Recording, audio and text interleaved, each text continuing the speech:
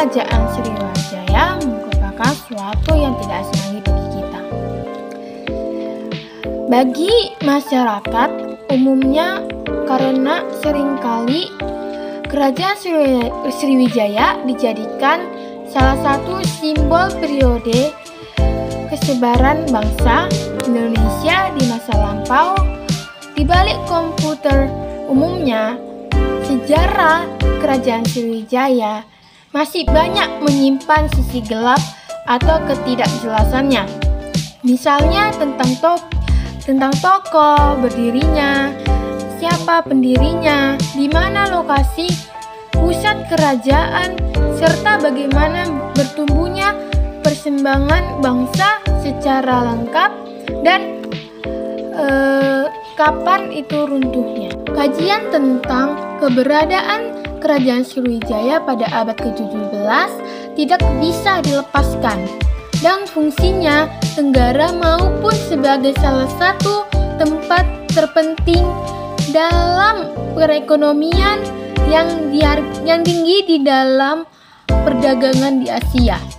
Dan kedudukannya tersebut diakui oleh beberapa kerajaan beserta pada waktu itu.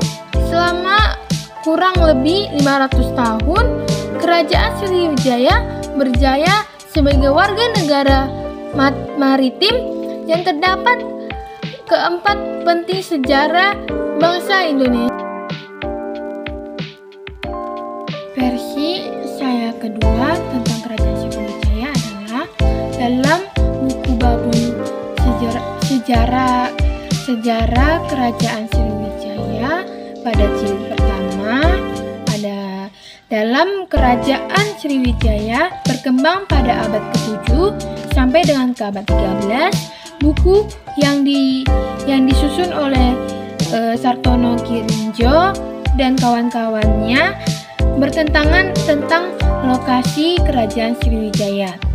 Di buku tersebut menceritakan lokasi Kerajaan Sriwijaya terletak di Sungai Kembar Kanan Kembar Kiri.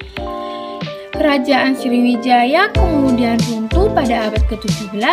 W. Endra menganggap buku tersebut Kerinal Karonon ditulis oleh para pakar sejarawan dan juga dipakai sebagai rujukan dalam memahami keberadaan sejarah Sriwijaya. Juga menyusunnya mengakui teori keberadaan Kerajaan Sriwijaya yang ditemukan oleh G. Georhan, sejarawan dan arkeolog Prancis.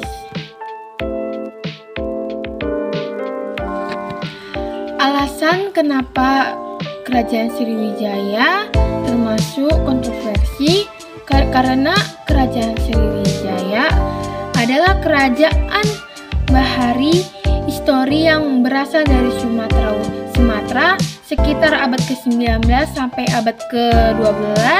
Kehadirannya banyak memberikan pengaruh pada perkembangannya sejarah Asia Tenggara. Mulanya adalah Kerajaan Sriwijaya terdapat sebutan sebagai kerajaan maritim, jauh dengan Laut Cina dan Selat. Maka posisi strategi membuat Kerajaan Sriwijaya banyak disinggahi pedagang Cina dan pedagang India.